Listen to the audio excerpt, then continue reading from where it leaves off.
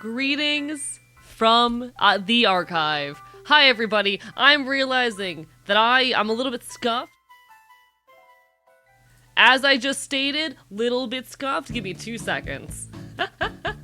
In my defense, chat, I got home an hour and a half ago. Alright, chat, I got home an hour and a half ago from a hell of a road trip. I'm gonna tell you all about it in a second. Well,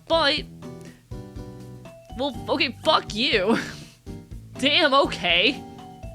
I see how it is. I understand. I get it. This is how you see me. This is how... This is the lack of fucking respect I receive here. This is the lack of fucking respect that I receive here. Alright, there we are. Welcome on in, everybody. Greetings from the archive. How's everyone doing today? Chat, did you know that I am officially 1 year on HRT as of yesterday? Did you know? If you didn't, then you haven't been paying attention. If somehow you missed this news, you have not been paying attention. Yippee! Chat. Yippee! What you do yesterday was good, thanks for sharing. Thank you so much for watching. I'm gonna talk all about that in a second, because I actually have an idea in relation to that, but, chat, it has been a very busy week. I'm gonna be so honest with you. I went from, working on that video, uploading that video. I uploaded that video at about 10:30 the morning of my HRT anniversary. So 10:30 yesterday, 10:30 a.m. I finished and uploaded that video. Set it to, debut, whatever the fuck you want to call it, premiere. I improperly set up the premiere, apparently. It did not premiere the way it was supposed to, but that's fine. I did my best. By 11 a.m., I was out the door driving to Atlanta, Georgia. Which, mind you, chat, is a 7-hour car trip. 7 fucking hours. I drove up to Atlanta, Georgia, to see the narcissist. That's really loud music, Jesus Christ. I drove 7 hours up to Atlanta, Georgia, chat. You drove right by me, congratulations. I was taking I-75 most of the route, but I took like the bypass or whatever the fuck, because I don't give a shit. I took the bypass that cuts off a lot of the I-75 route, but we lived, we survived. In any case, I saw The Narcissist Cookbook and Bug Hunter live in concert. It was incredible. I had an amazing time. Crashed the night, with Boofed It and Gracie Bacon, and then drove, chat, 8 hours home. And I show up back to the archive, chat, and the fucking AC is out. It's been a very interesting 48 hours. It's been a very interesting 48 hours, chat. Percent of my life, I'm so happy I was able to help you out, and it means the world. I hope you enjoyed the show, genuinely. It was an amazing time. Let me go through and actually say hello to everybody, because that's what I'm supposed to do, chat. That's what good streamers do, right? Say hello to their chat. Pretty sure that's important. Welcome on into Dusklight Navigator. Congrats on that first. Hello, Nadia Punk, Wasteland Radio, Nat Puff, Nick's Paradigm, Vex Gal, Aurora, it's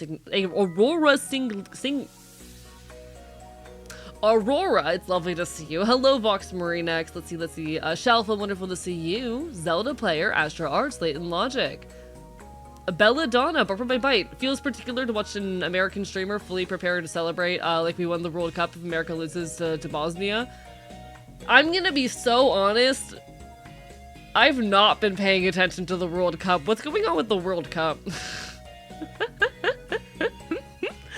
Hello, Dusklight Navigator. Hello, let's see. Lycan, Zelda, Aurora. Hi, Gracie. Let's see. Lupin, it's wonderful to see you.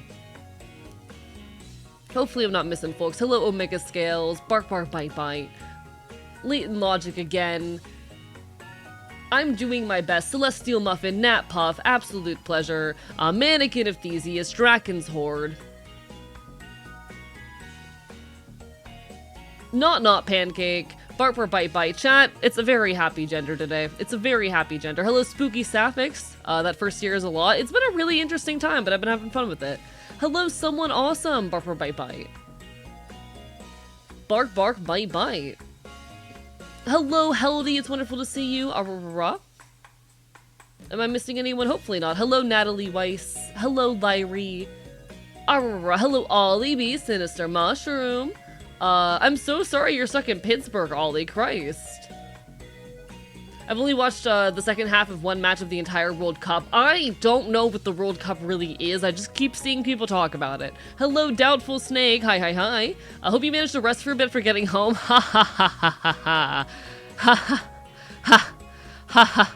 I came home to a place with no air conditioning, so it's been very interesting. Hello, Boofed It. Buffer Bye Bye. I had a very, very interesting couple of days. I hope Boofed It and Grace that that seeing me in the flesh didn't, you know, degrade any of my charm or anything. I hope that you know, seeing me how awkward I am in person doesn't do anything to degrade my energy. Is it fixed at least? I do have AC now. It is currently about 80 degrees Fahrenheit in this room. But we carry on. Hello, Jazz Nocturne. How are y'all doing? I heard a bunch of folk that came over from the cup are like, OMG, how do I live without AC? AC is amazing. I don't know how people live without it. I'm gonna be so honest. For a couple weeks, I had no AC in my car, and it was actually miserable. I could not live like that. It was horrible. It was horrid. All I know about this year's World Cup is that Scottish fans in America have been literally draining bars out of some forms of alcohol, and I find it hilarious. That is beautiful. That is beautiful. Chat, Americans, you need to get better at holding your alcohol. As a Brit, no AC is hell. I can imagine, like, especially with the kinds of heat y'all have been dealing with. And as someone who, like, lives in a humid climate, I can tell you, walking back into, like, this room, when this room was 100+ degrees, it was rough. It was really rough. It is currently 80 in this room. And it is high humidity here. So, like, I absolutely, like, do not fucking doubt that a lot of folks who are over in Europe are struggling right now. Hang on in there. Shout out living on the human-ass East Coast. In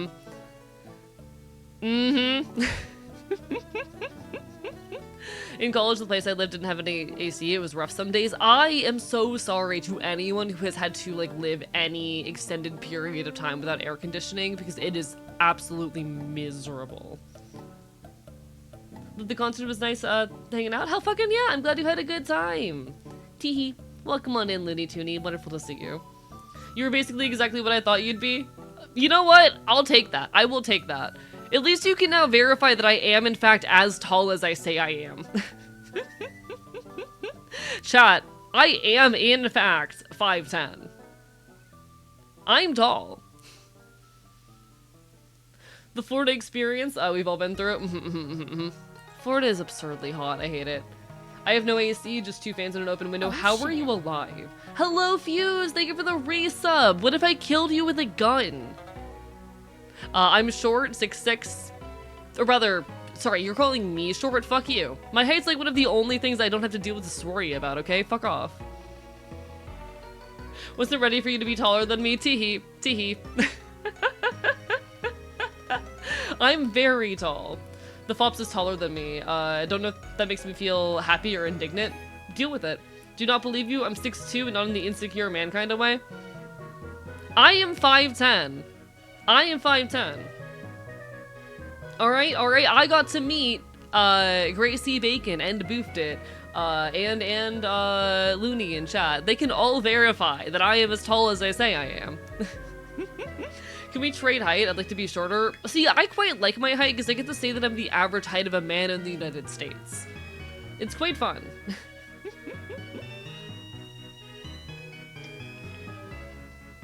I used to be 69 inches. That was fun. I feel like 5'9" and 5'10" are both very fun heights to be, at least as a transmasc person, because, you know, you're 5'9" and you're 69 inches. You're 5'10", now that you're the average height of a man in the United States. It's really silly. I thought I used to be 5'10", but I realized I'm mistaken about that. Teehee. It's worth noting that a lot of doctors' offices will overestimate your height. I don't know why they do it, but they do it. Hi, host. Barber Bite Bite. Platform boot wearer. I wear fucking military boots. Hi, host. How are you doing? Barber Bite Bite. Not surprising below the average, but did not realize. Yeah, it's funny. Also, thank you for the hype train, guys. What the fuck? Where's this coming from? I'm 3 centimeters smaller than you. Why is that funny to me? I feel like for a lot of the trans... I do think a lot of my trans femme friends do get an amount of euphoria from, like, being shorter than me, and I'm glad I can provide that. I'm glad that a lot of my trans femme friends get the comfort of being shorter than someone, you know? It's nice to be able to provide that. No worries, Drakewood. Welcome on in. It is my HRT anniversary. I am admittedly exhausted because I drove for 8 hours straight today, but I survived. I lived, and I had an amazing, amazing couple of days. It was... Chat. I love going to shows. Like, sure, I love going to punk shows and moshing. I love, like, the organized, or rather the disorganized chaos that is, you know, engaging in a mosh pit, dancing my heart out, leaving myself exhausted. But also, for me, like, live music is a borderline religious experience.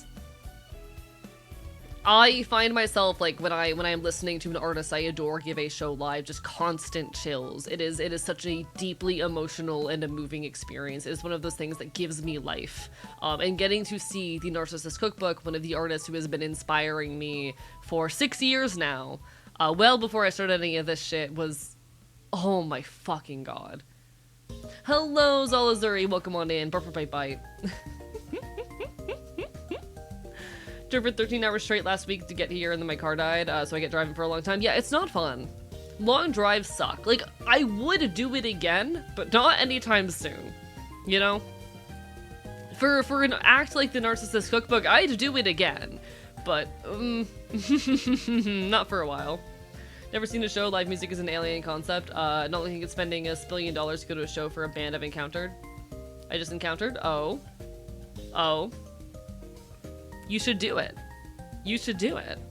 Felt that last night. Got a new album for my top 10 list. Hell fucking yeah. This Is How We Get Better is one of my favorite albums of all time. And it's one of those albums that, like, changed my life when I was mentally ill. How old was I? Shit, I would have been 18 or 19 when I discovered that album. Yeah, no, that was one of the albums that, like, I think I had just turned 19. It is one of the albums that, like, changed my fucking life. It is incredible. It is so good. It is amazing. Jesus Christ. Chat, I'm gonna show you all my merch haul. By the way, okay, no, I'll show you all the merch haul, and then I'll get into this, actually. Apologies for the really bad quality photo I'm about to show y'all. But this is what $56 or so of Narcissist Cookbook merch looks like. And I need to just shout out the beauty of this t-shirt. That is a quote from, I think it's... oh, is it Functionally Imperfect, or is it... it's Practically Imperfect, I think is the name of the song, but the Narcissist Cookbook. This body is built on the ruins of all the people I have ever been. Really good shit. This is the album This Is How We Get Better by the Narcissist Cookbook. It is one of my favorite albums of all time. And what's really cool about this CD, chat, what's really cool about this CD, I did not find this out until after I had bought it, but this CD contains 3 extra tracks that were deleted during the original planning and recording of the album. And have never been released publicly. So on my drive back, I got to loop through those songs, listening to them for the first time. Oh my god. I can fully understand why those songs got taken off the album. They are not very thematically in line with the rest of the, you know, piece. Oh, shit. It is primarily... thank you so much, Lillian, for the subscription. Barber by Bite. those 3 tracks are very different tonally for the rest of the album. Most of the album is about like mental illness, struggle, like the fight we go through to get better. It is about engaging too heavily in bad habits. It is about the mistakes we make along the way. It is about choosing to make changes in your life towards happiness, you know? It is about choosing to heal and then how we can give that to others. And the tracks that got removed, it's like one of them is about watching like a relationship with a friend degrade. You and someone who you have such deep intimacy with, watching that spark kind of fade as they no longer engage in the space the same way. Another one is about like not having a strong sense of self and relying too heavily on others to develop that self, etc., etc. Like, they're really good tracks, though. Jesus Christ, they are very emotional.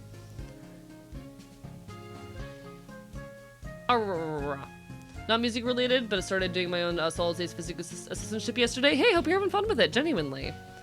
I, of course, got a bunch of stickers that I'm trying to figure out where I'm going to put on my laptop. We got Castle of Rats. We got, I'm scared that I'm imaginary, that I invent myself every day so other people don't have to. That is from Ghost Stories. That is the first Narcissist Cookbook song I ever heard. We have, of course, This Is How We Get Better, and the sticker for their latest album, Myth, which is, Jesus Christ, a hell of a series. Got a Jam Mechanics pin, and then chat. This, it's really hard to see, but this over here is easily the most special thing that I grabbed. This is a little, like, lyric card that the artist was selling. They were, like, little, you know, $10 signed, like, cards where it just, you know, has a lyric from one of the songs on it. There was a whole collection of them, and I walked up and I was looking at them because I was like, I want to get something off of here. This is a really cool thing. It would look really cute on my wall. It'd be emotional. And I was staring at them trying to decide which one to grab. And I almost didn't go for this one. Because I was staring at the song title, trying to remember, like, what song that is, what album is that on. I could not tell you what song this was from, or, like, which album it was on. And I felt kind of weird about grabbing a little lyric card for an album that I couldn't, or for a song that I couldn't remember. But I grabbed it anyway, because the line was just so good. It was just so perfect. It is something that really encapsulates how I feel in life right now. When I stop trying to survive, I'll find what living's truly worth. Mind you, I was going to the merch table before the Narcissist Cookbook played. So, you know, after that little intermission where I was merch shopping, Matt, the Narcissist Cookbook, goes live. And in the middle of their set, they say, hey, I would like to play a new song off the album I am currently working on for you all. The album that they are working on is titled Worship Songs for Agnostics, or Worship Music for Agnostics, which I think honestly just describes the entire brand of the Narcissist Cookbook. You know? That's just very Narcissist Cookbook core. I would really say that describes their entire, like, fucking everything. And this, I was listening to the song, and immediately it was clicking with me. It was a very deep, resonant piece, and then halfway through it, they dropped this line.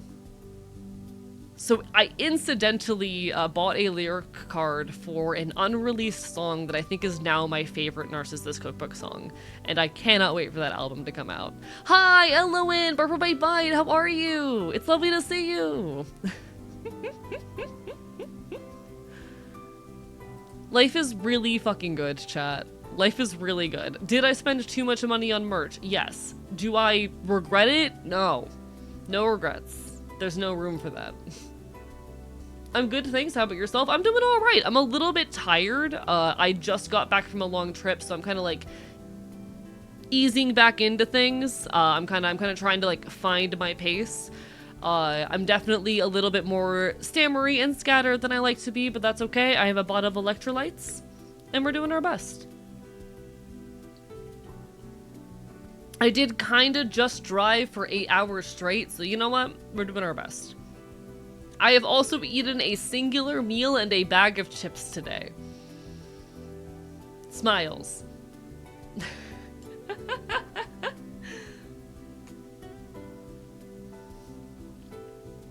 But nah, it was an amazing, amazing show. Make sure to take care of yourself, get some food in you. No. No. No. I don't think I will. You should probably eat at some point. I will later. I promise I'll like eat a proper, another proper meal after stream. I was in such a rush to get home that I kinda didn't grab food along the way. Aside of like, I stopped at a gas station to put gas in my car and they didn't have any actual food in the gas station, just snacks. So, you know, we do our best. Please, for the love of God, eat at least a microwaved nugget. A singular microwaved nugget. Chat, do we think a singular chicken nugget can be a meal? I'm gonna argue yes. You know what? I'm gonna be a bastard. I'm gonna be a problem. I'm going to argue that yes, a singular microwave nugget can in fact be a meal. I think you should eat the microwave. I think I should put you all in the microwave. I think I should put all of you in the microwave.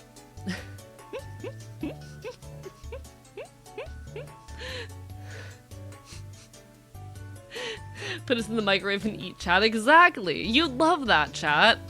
You love it when I talk about vor. You guys love it when I talk about vor. Chat, it's your turn. Get in my mouth. At least put me in the air fryer. Okay, we can do the air fryer this time. Fine. You know what is a lovely meal when poor sleep? You're so right. You're so correct. Alright. While I'm on the subject, I should probably tell y'all that if you haven't already heard, I have a third video essay out. That's right, chat. That's correct. AE, the guy who went 11 months without uploading a YouTube video, has uploaded 2 videos in 1 month. That's like, chat, you just got 2 YouTube videos in the same calendar year. Do you understand the absurdity of this? Chat, for the first time in my career, you have received 2 videos in 1 calendar year. Thank you for hyping the video, it means the world. Barper bye bye. Pumpkin need to lurk, go lurk and enjoy appointment. You got this. You can do it. Barper bye bye. Barper bye bye. More prolific than H-bomb. You're so correct. You're so chat. If you haven't already, it would mean the world to me if you went and checked out my video essays. I do video essays over on YouTube. Where the fuck is my thing? There's my thing. This is the wrong. Chat, everything's scuffed. It's fine. Everything's. I'm normal. I'm normal. Chat, that's the wrong. It's not. It's not where you're supposed to be. There. Chat, it would mean the world to me if you went and watched my video essays. I have 3 of them. Boy, give me those delicious subtitles I can translate it. I will get that to you when I can. I'm gonna be taking a couple of days to chill, admittedly, after this, but expect that maybe later this week. I'll let you know. But chat, I have 3 videos out now. You can watch, of course, the classic I Don't Regret Girlhood, where a lot of you found me. AI and the Politics of Death is a piece I put a lot of work into, but my latest project over here is What Does It Mean to Be a Gender? It is very much a sequel to I Don't Regret Girlhood, and to be completely honest with you all, it is the second entry in a trilogy. There will eventually be a 3rd video, but I'm saving that for next year. Whereas I Don't Regret Girlhood was largely an autobiographical piece that kind of introduced some deconstruction of gender and gendered childhood and kind of opened the floor for conversations about the more complex intricacies of trans life. What does it mean to what does it mean to be a gender? Takes the time to break down the concepts of transition and to start breaking down gender itself. It is a challenge to many of the normative expectations and rhetoric around transition and gender within and outside of our community. It is about how I personally believe transition is a thing that we should take the time to design and to understand for ourselves rather than, you know, feeling the need to do so in traditional manners. I have been approaching transition in some very abnormal ways. Oh shit. And I honestly want to encourage more people to chase it, transition in their own ways as well. Thank you so much, Jelly Goober, for the Prime sub. My bite, how are you?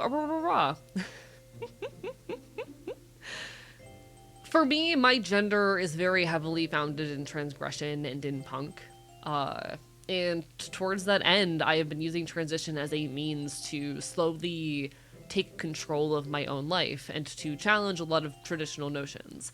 I don't want to transition because... Thank you so much, Natalie, for the bits. How dare you? Bark my bite. Enjoy your lurk. But I don't want to transition for the comfort of others. I don't want to transition because it'll make cis people have an easier time understanding me. I don't want to transition because it'll make me pass or because medical institutions tell me I'm supposed to. I don't want to transition because it's what I am meant to do as a trans person. I want to take transition at my own pace, to take these steps as I desire them and in the ways I desire them for my own happiness, without regard for the comforts or perspectives of a cis audience. I'm kind of sick of how much we center the comfort and readability of our lives to a cis audience in trans spaces. I want transes to be more about, you know, us. Eventually, there will be a third video in this series.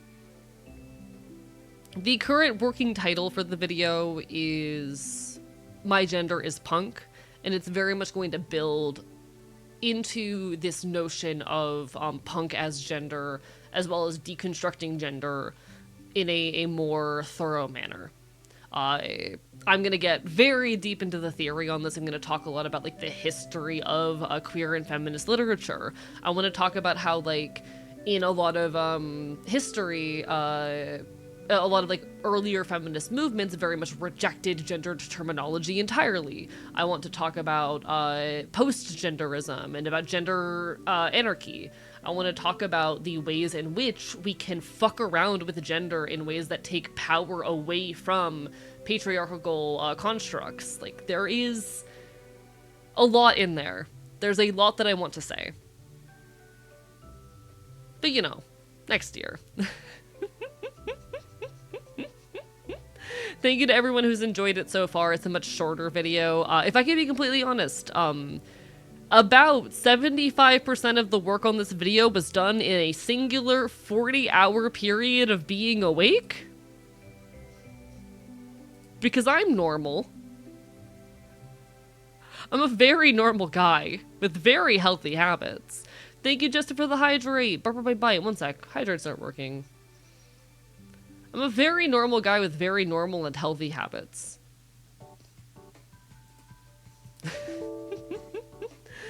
I identify as an attack helicopter joke. I love it, and I don't want to understand others. I love it when I don't want others. I identify as a helicopter joke. I love it when I don't want to understand others not like me. I'm not understanding the joke. My bad. My eyes bulged out of my head when I saw that you released a video yesterday. Yeah, it was my HRT anniversary. I had to, you know? I had to. Hello, Shy Lion. Bite. I'm doing quite well. Yesterday was my HRT anniversary. I have another video out. I'm gonna be honest, do not expect me, chat, to release another video within a month. But I want to start looking at roughly every other month for uploads. My goal is to start getting, like, at least 4 videos out a year, ideally, like, 5 or 6 videos out a year, going forward. I'm gonna start building, like, you know, tools towards that, but I've proven to myself now that I can, in fact, make videos semi-consistently. I'm glad you were able to find your stride with the video. Hey, I'm making it happen. I'm working on it. As far as, like, next steps, I'm not sure what my next video is gonna be on yet. I'm probably gonna take a couple of days to like think on that, to chill, and then, you know, start approaching a new project, but I have a whole list to work off of.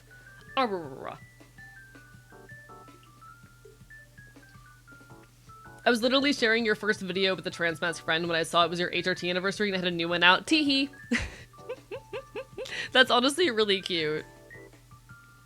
And it's very manageable. I agree, yeah. I think it's I think like trying to aim for every other month is smart. It gives me space between uploads and allows me to kind of like pace myself without having to constantly be on top of a project.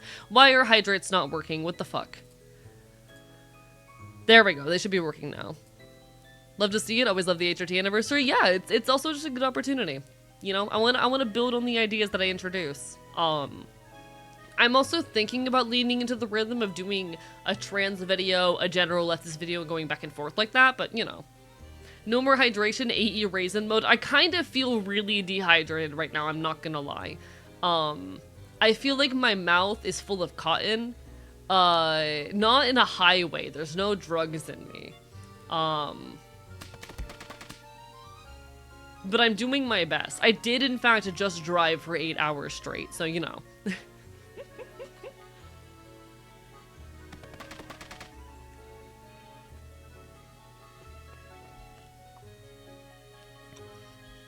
Thank you for the hydrates, folks. Thank you. I did want to run an idea by y'all. I don't know if I want to do this tonight, because I don't know if I feel, like, put together enough for it. But I've been thinking about doing, like, live commentary tracks for my video essays and, like, putting them up on my side channel, where I can talk about some of the things that I wanted to say in the video but didn't get a chance to, or, like, respond to some of the feedback in the comments. Maybe that's something I do, like, roughly a week after I upload a video, after it's, like, you know, gotten feedback, where I can go through it, I can talk about, like, my thoughts on its production, a lot of behind-the-scenes info, things that I wish I had said or wanted to include, background details that weren't, like, completely relevant and didn't fit in, and then, like, you know, also talk about some of the public response to it. But I think it'd be a fun way to expand on the idea on a side channel and, like, get a lot of those thoughts out of my head. Wait, a react video to your own content? Infinite bunny glitch? I mean, I'd probably do them live on stream and then edit them down for the side channel. I just think it might be a good opportunity, because, like, there's a lot of things that I wanted to talk about in this video that I couldn't fit in, or, like, you know, one of the really interesting things I stumbled into while working on it was a lot of history about, like, trans people's existence and presence in, like, the queer kink scene. And there's a lot there I wish I could have said in the video, but I kinda need it to be monetized. I kinda need it to stay monetizable.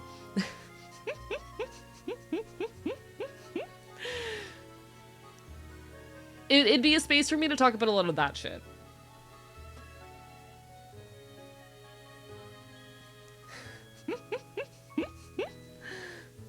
Don't leave me being frazzled today, I'm still recovering myself. Oh, absolutely. It was a very hectic trip, but you know what? I had a lot of fun. It was really, really cool. I would do it again.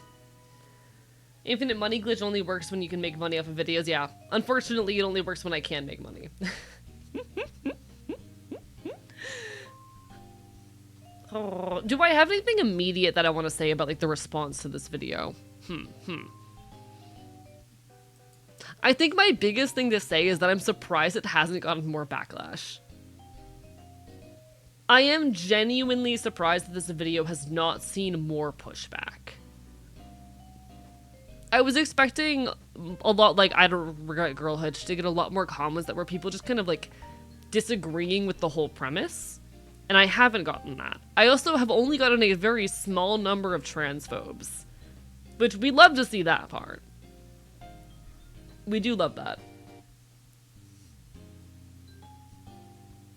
Live commentary would be better on the main channel, mostly for visibility. It might allow you to boost yourself in the algorithm. It also risks getting my entire channel demonetized and struck because I want to talk about some, like, deeper shit. I don't know. For me, it feels like something I would put on a side channel for people who want extra context, but that's just me. But welcome on in, Aloe Drinker. Bye-bye. I also, how do I say, I really want to keep my main channel as clean as possible. I want to only have the projects that are, like, highly produced and that I'm proud of on here, and then the side channel be where I put things that are lower effort or that are just silly and for fun. I like the idea, though, of, maybe a week after I upload these videos, live on stream, kind of talking about them, talking about the work that went into them, background details, fun, silly things. Like, I imagined with the video I just released that I would talk about some of the elements, because there's a lot of things I wanted to put in the video stylistically that I couldn't. I actually initially intended with that video to have a bunch of, like, narrative-style story beats. So you know how the intro and the ending of the video are both, like, live cinematic shots? Wherein, like, I am moving around and doing things? I wanted to include more moments like that in the video initially. There was gonna be, like, a clip with me and a friend sitting on the couch, smoking weed and, like, talking through some gender shit. But as I continued working on the video, I had to drop a lot of those segments, both for time and because, like, they weren't meshing with what the video ended up becoming towards the end. This video actually had a really big shift in topic about 2 weeks ago. Initially, this was going to be a video that started as a discussion of, like, what boyhood is before jumping into the, here's my perspective on transition. But along the way, I realized that the question of what is transition is just inherently a more interesting question that I wanted to focus the entire video about rather than just having it be a subplot to the larger conversation about boyhood. I realized that it was a lot more interesting to answer the question of what does it mean to transition in its entirety rather than to just be like, yeah, here's how I'm coming to understand boyhood. Anyway, here's a note in the middle or towards the end about, like, the, how I'm trying to let transition be a thing for me. It turned out so good. I'm glad it did. I'm glad it did. Can head out. You take care of One-Eyed Ghost Kid. Bye bites. What if I bit you with my teeth? But in any case, if you haven't already seen the video, please give it a chance, give it a watch when you are able. I put a lot of work into it. So far, it's performing really well. The reception to it has been very, very cool. I'm glad for it. But nah, maybe in a week or so, I'll go through a lot of that.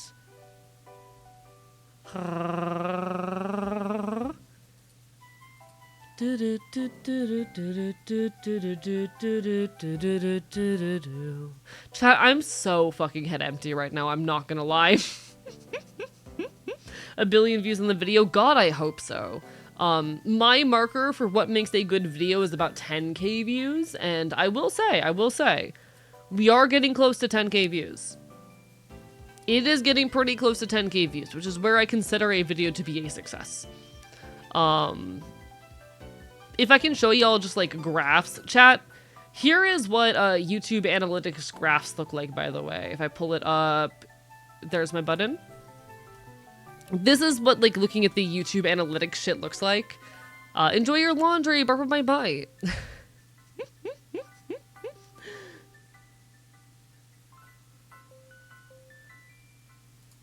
We get, of course, like, the views tend to come in waves, and so you see it had its first big wave, it had a second pretty big wave. We'll see if it gets a third big boost, who knows? I don't really know how videos work. But most people have been finding it from like their YouTube recommendations, which, hell yeah, most people are finding it on their homepage, which is really interesting, actually. Good watch time, good growth. Hello, Kitchen R, bar for my bite, 1 whole year indeed.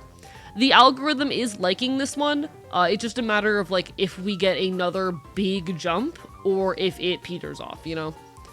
Which only time will tell, but I'm hopeful. Currently seeing about a 5% click-through rate, which is pretty standard. I would say 5% is considered good, but not amazing for click-through rate. We take that, though. Honestly, my biggest concern with the video is its view duration, which is relatively short, but hey, it's still not bad. It's still not bad. We need more hype points, though, chat.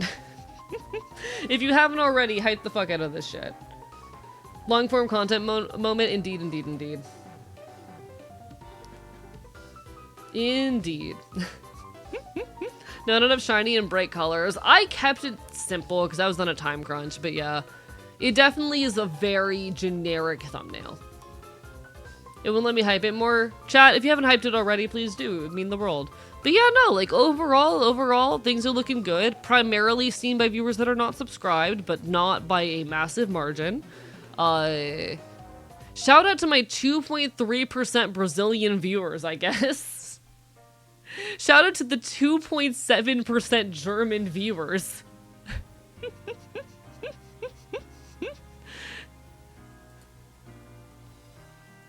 Add Subway Surfers gameplay? Never. Absolutely never. I'm not a big fan of how many children watch my shit, I'm not gonna lie. I'm not a huge fan of the number, like the 13 to 17 is a big range, and I hope most of those are on like the higher end. I don't know how I feel about like 14-year-olds watching my content, but you know what? It's the internet. I can't do anything about it. It's not my problem. But yeah, no, stats are looking pretty good on this shit so far. It is performing decently, and we love to see it. It's still getting a couple hundred views an hour, which is pretty solid. Overall, good shit. Brazil numero uno. I think it is really funny, the percentage of my viewer base that lives in Brazil. To all my Brazilian viewers, you may be pleased to know that I have someone who's literally, like, subtitling my videos into Portuguese, which is pretty cool. Thank you, Lyrie, for that. The Goob Snatcher has arrived. Hello, Am the Man. Barbara, bye-bye. We love to see it. We're winning. We're winning in some small way, chat. I'm here to steal your goob. What the fuck is my goob? What the fuck? Are you taking jelly? Are you taking jelly away? What the fuck? You can't do that. That's not legal. Not that, like, any of us care about legality. No, give jelly back. You can't do this.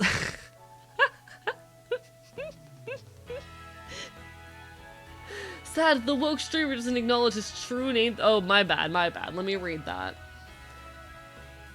My name? It's not Archivist, actually. My name is actually Sneaky Jim, and I love to eat testosterone like a vampire, but more gay. Bark, bark, bite, bite? No. Whine, whine, lick, lick. My name is not Archivist. You don't know my name.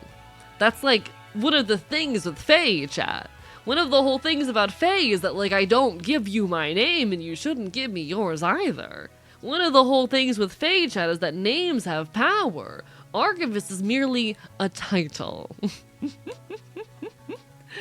Hey, have you heard of Scudcell? I don't think so, no. We'll miss you, Jelly. I can't believe Jelly's dead. Chat.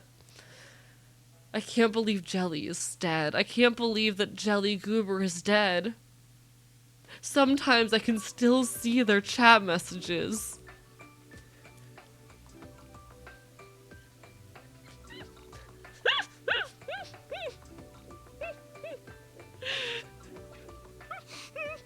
Chat, I think I'm fucking hilarious. Why am I peeking my mic so much? Give me a second. Chat, I think I'm hilarious. I think I'm really funny. Chat, I think I'm the funniest guy. My wife wants to know about taking tea. What's a good source to send him? Regarding acquiring or just like the effects of taking it? Because those are different questions. One sec. There we go.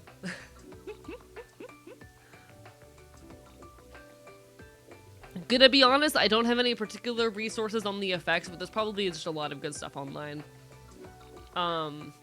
If there's any particular questions, I could speak to my own experiences. But I think it's pretty easy to find information just out there. To quote the first paragraph from the website, I got the paper. Professor Kate, Adamola and her team at the University of Minnesota have built Spudcell, a cell-like system constructed entirely from known chemical components that can perform a complete cell cycle. I would need to do a lot more research. I would need a lot more research, I would need to do a lot more reading and research myself for that. I don't really even know what that means. They made life?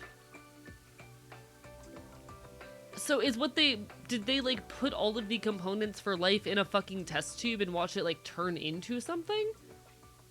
Did they like emulate the evolution of the like earliest evolution of life or some shit? Because like scientists have done that before. That's not new. Haven't your info in the Discord? Hell fucking yeah. We appreciate you liking. Bark bite bite. I'm just a little bit disorganized in the brain today. Something different, but you have to read it yourself. Yeah, I don't think I'm gonna be able to have this explained to me via Twitch chat, especially not when I'm like actively trying to talk about the fact that it's my HRT anniversary and all that shit. I feel like it's something that I would have to do some research and digging into on my own time. Bark bark, bite bite. Arb. What is his fucking one second. Give me a second, chat. There's a man screaming at me.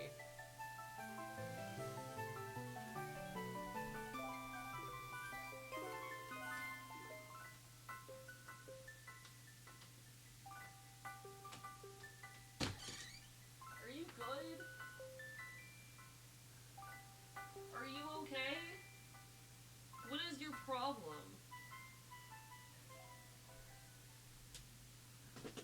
What's wrong? What's wrong?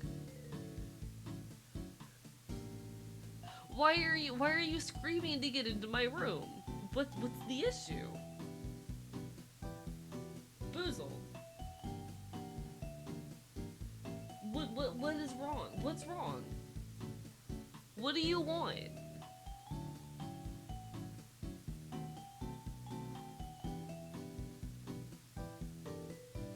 So as far as like the effectiveness of HRT, you are always going to get best and easiest. Oh, hello, Boozle.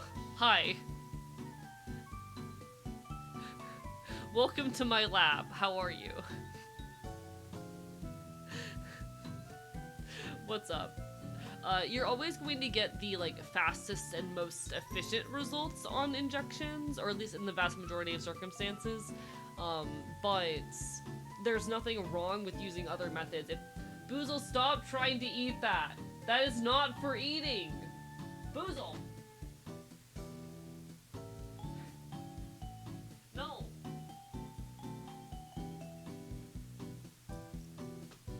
What the fuck? What the fuck?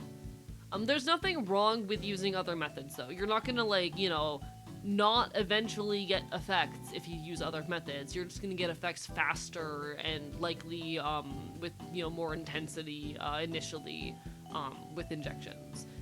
If you want to be getting effects as quickly as possible and have the most stable levels, you're gonna want injections. But if you don't mind things taking a little bit longer, and if you're able to be consistent with it, nothing wrong with doing, you know, creams, you know? Topical is usually, yeah, the issue you're gonna have is insurance coverage more than anything. Insurance, just in general, really hates covering HRT, but especially any method that is not injections for testosterone. Hello, Monster Kicker. Hello, Blobfist as well. This is my scuffed model. It's not my main model. I do have a model I use most of the time. This is a secret little model that chat can trigger every now and then.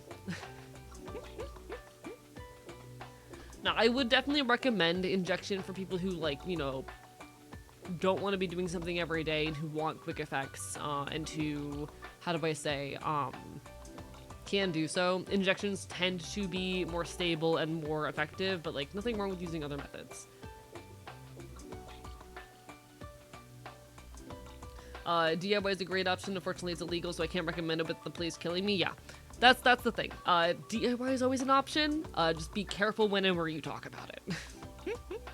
Hello, Vivi. Welcome on in. Bye. How are you doing today? Yesterday was my HRT anniversary, so life's been hectic. I drove all the way to Atlanta yesterday and then drove back today. So it's been a long couple of days, but you know what? Life's good. Thank you for the follow. Bye. Glad you're doing okay, Vivi. Aurora. Y'all, Vivi, wonderful mad scientist, VTuber, fellow trans creator, barking and biting always. I love biting my friends.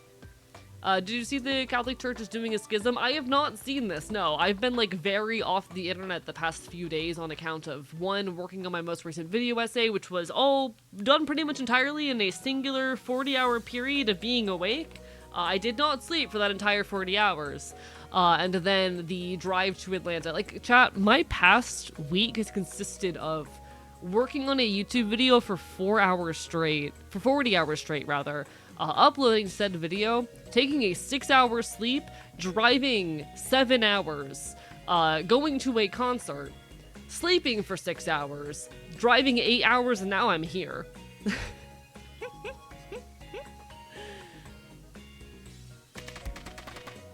I'm doing my best. I've not been very... My point being that I have not been very online the past, like, little while. So I've missed a lot of news. Bark, bark, bye, bye.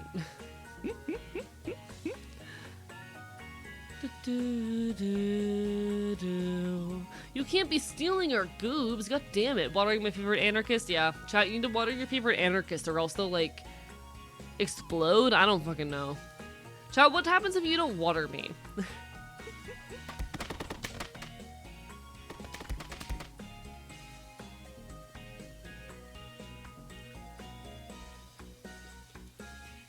Chat, I've been like head in the dirt, completely unaware of everything for the last like 5 days. If anything of interest or note has happened in the last 5 days aside of me uploading content, chances are I have not heard about it. The Ultra-Conservative Society of St. PSX has defied papal authority and consecrated 4 far-right bishops without papal approval, for which they have been excommunicated. Fascinating. Chat, wild things happening in the religion fucking fandom. Chat, fascinating things happening in the Catholicism community.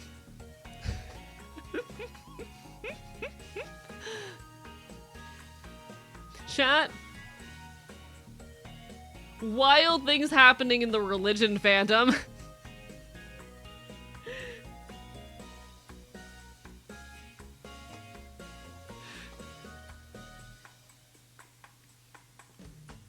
I'm not a big fan of the religious thing, but it's fun to watch. Like, to me, in my perspective, religion is an element of culture, but I don't think it should have any ties to power in any, like, sense. I am not a fan of organized religion, but, like, you know, culture is culture. People are going to practice and believe what they want, etc., etc. That said, Jesus fucking Christ, like, the state of modern Christianity is...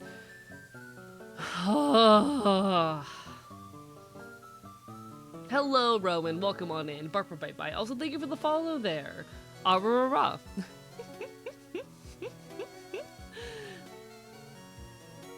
Not a fan of the religion fandom, usually. It gets a little intense. I think we can have culture without religion, but that's not a good conversation for Twitch chat. I agree that there is culture that is not based in religion. However, I argue that religion is a piece of culture. Like, to erase a religion is to erase large swaths of culture. And I need people to understand that, like, hey, if we're talking about, like, erasing religion, we're also talking about, like, you know, erasing fucking, like, people's, you know, private pagan practices and shit like that. You know, we're also talking about, like, erasing tarot, and we're also talking about, like, erasing long-held cultural practices that, like, hold a lot of value to people and shit. Like... You got me thinking about religion in fandom context. Judas Jesus, friends to enemies to lovers. I've seen, like, genuine fan fiction about, like, fucking Christianity on the internet. I've seen this. I've been on AO3. There is fanfic about, like, Christian religion. That's a thing. It's a thing.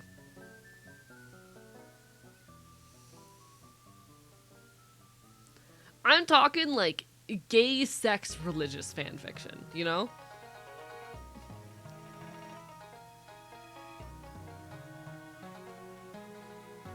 Told one of my Team Mask friends introduced me to Jesus X Judas Yowdy. Funny enough, fully believe it. Fully believe it. Honestly, some of my favorite like pieces of music that exist are pieces which are very heavily based in like religious trauma and the related themes. There's this really excellent artist called the Reverend Marigold, who makes some really interesting like folk punk adjacent music that is very drenched in religious themes. It's fascinating. Hi, Reki, Buffer by Bite, how are you?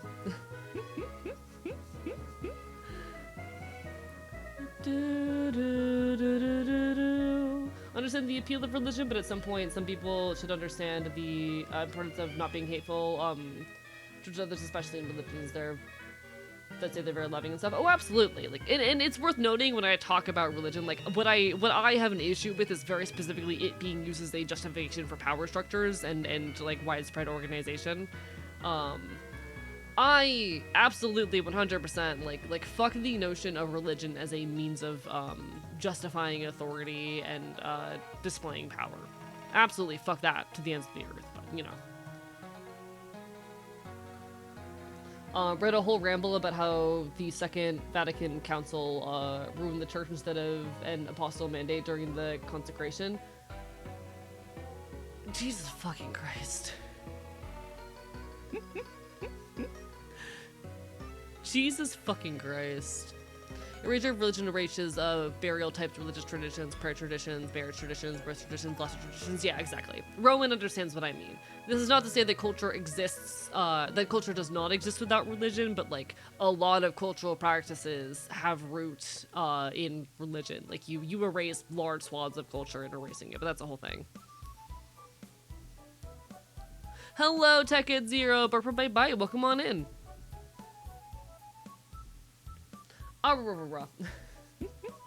Hello, Dice Mistress as well. Hello, Reki. I'm so sorry you're sick, Reki. I hope you get better. Bye bite. Vivi, with all the love in the world, I'm currently having my 1 year on HRT celebration, so I don't want to have anyone in VC right now. I'm also ex-Catholic, by the way. I'm also ex-Catholic. But like it's my HRT anniversary. I don't have anyone on right now. I'm just very tuned out to this shit. On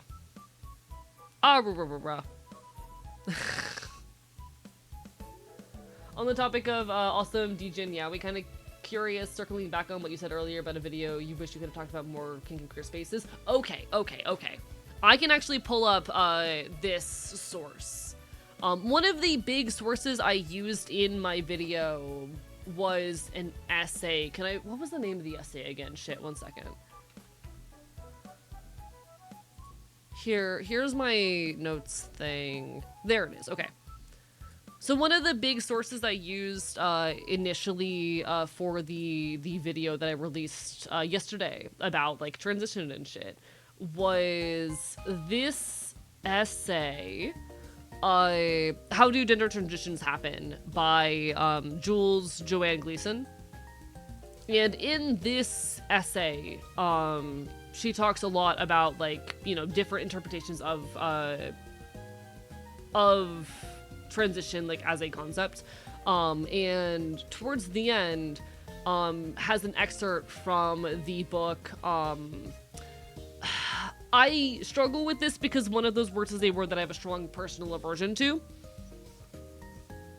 Love their boys and their word that I have an aversion to for personal reasons. Like, I'm not gonna kink shame anyone. Be into what you're into. If that's your thing, thumbs up, have fun with it. I just personally feel sick when I say the word. I just don't engage in it personally.